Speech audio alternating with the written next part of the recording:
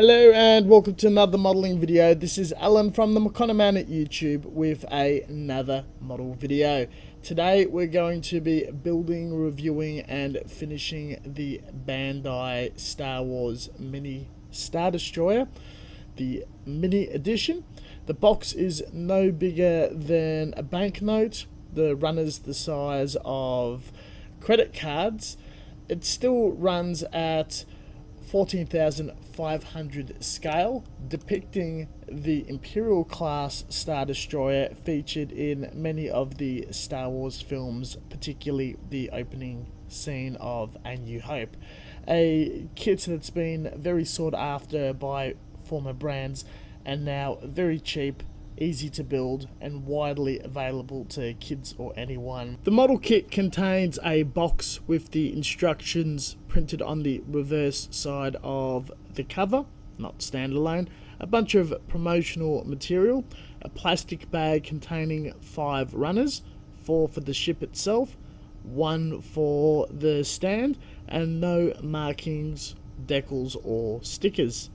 Kit will set you back 600 yen originally from Japan, looking into the West around the $10 to $12 range at your Bandai stocked hobby shops or online.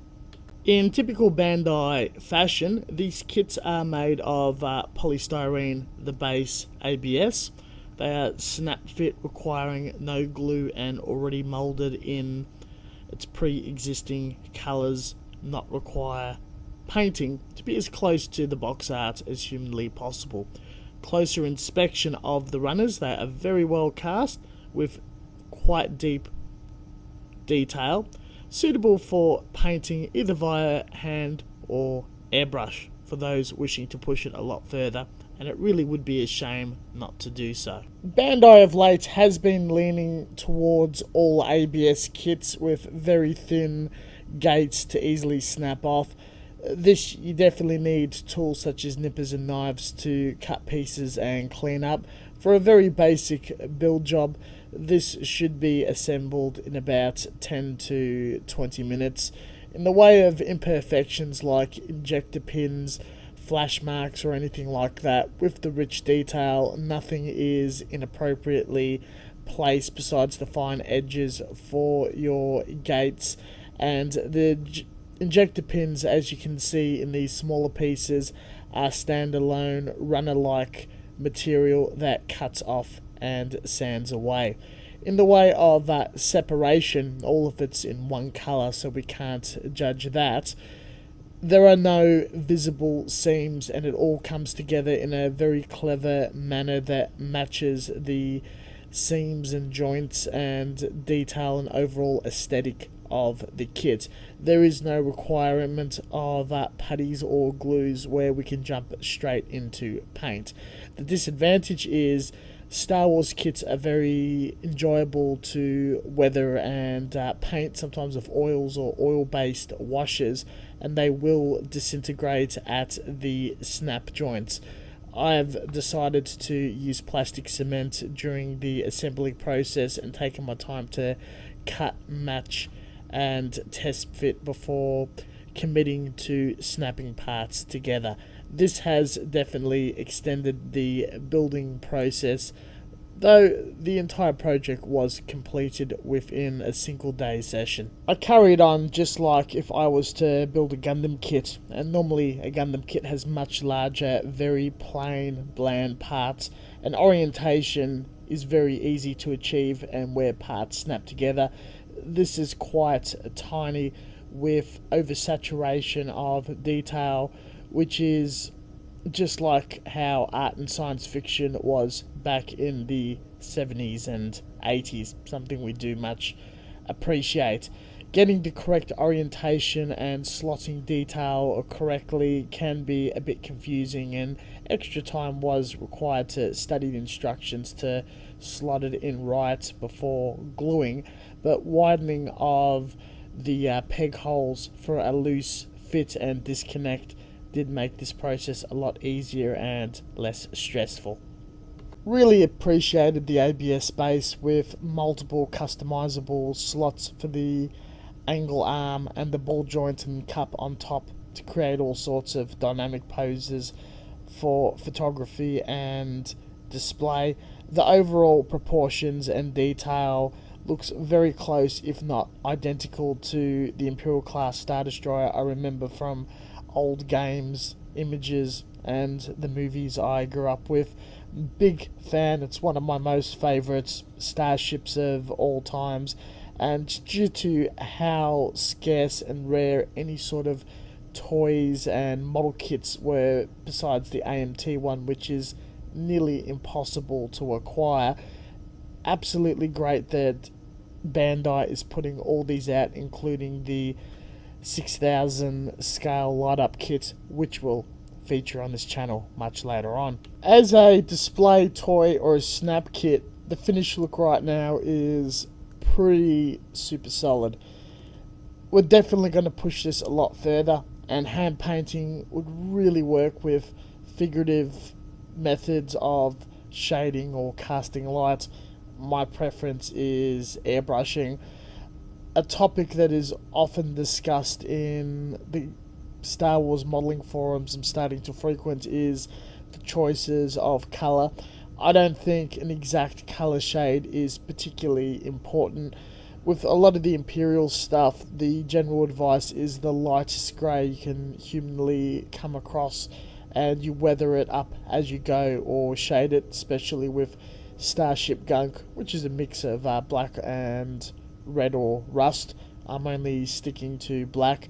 I've used my traditional method of an application covering the whole process in lacquer primer and building up from a dark grey colour lighter with the Mr. Hobby paints displayed in the video. These were selected at random while looking at the box art and loosely colour matching. A lot of people online during the work in progress ask how I exactly painted and shaded the Star Destroyer. Very easy, as long as the final coat is a super light grey. I painted the other end a darker grey. Through the two halves, one was darker than the other, just painting in straight lines with a little liquid black in the hanger.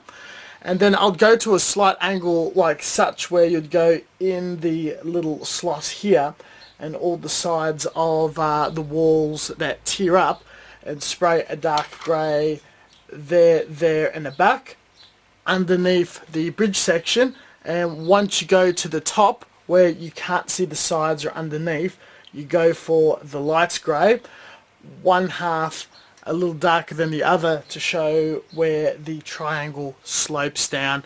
Finally, on the top where you've got large raised detail, I did some post shading by colouring a lighter grey on top of a slightly darker grey, and you can see that no light is actually being cast directly under the lamp. It's all shading. With the airbrushing all concluded, we focused in the thruster or rocket well, which I absolutely love. I think it's one of the strongest elements in this kit, and something that has been neglected in other earlier vintage variations. A little bit of shading of pearlescent blue and painting of silver and a tiny amount of blue for a look of the rockets being active and our little Star Destroyer flying through space. The whole thing has been weathered with a light amount of an oil black wash to pick up that ton of extremely detailed and clustered bit of material that's extruding in and out, to pick up a bit of shadowing and a show of scale of this immense ship. Once a little bit of time has been allowed to dry and harden after our initial day of work, a matte clear has been applied to dull all the glossiness down, as this would either crackle or fog up. It's not good to rush the finish side of things. You do need to allow the solvents to cook out and completely evaporate. this point concluded with the finish of what we see here on display. I should add that the Imperial symbol decal is a water slide and third party that I've had custom printed long ago once I started building these up for the Bandai bases. The base has also been painted with a matte black to look a bit more deeper and not stand out from a sheen with the matted model. And in the way of the finish, I'm really happy how this has popped up. I have not put any significant skill or artistry in it, just followed where the build has taken me. The model is absolutely remarkable bit of engineering released from Bandai. It doesn't feel like a toy. It doesn't feel like it's something that's popped out of a mold. They've really pushed the envelope, and a lot of the Star Wars kits that I have seen snapped, built, painted or scale modeled is very worthwhile looking into and experiencing if you're a Star Wars fan, or if you're just looking to experiment, play and build something that's outside of military or Gundam. Particularly this kit, even though it's very basic and almost kid level, once you go up and beyond with the level of painting and weathering, you could take this in so many different directions of finishes and artistry, or even exploring the deeper Star Wars lore and adding a different finish or scheme that may have appeared from a game or a novel. All in all, thank you very much for watching. Definitely recommend this kit. Go out and grab it, and a lot of the other smaller mini series of kits or the full size mainline ones. Catch you guys next time. Stay tuned for further content. I would like to build more Star Wars kits when I get around to it, and catch you guys next time. Stay tuned.